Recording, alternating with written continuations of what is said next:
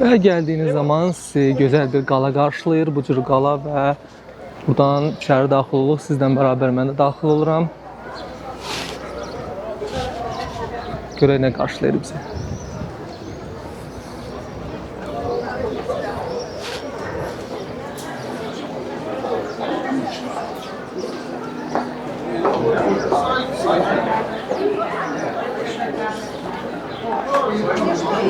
Yetəri qədər gözəl bir ərazi və qədimi bir kilsə bizi qarşılayır.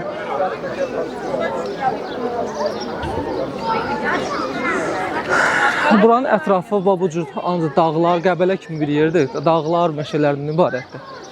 Və həmin ərazidə bir tarixi bir nöqtədir və bura UNESCO tərəfindən qorunur və Gürcüstanın ən müqəddəs şəhəri sayılır.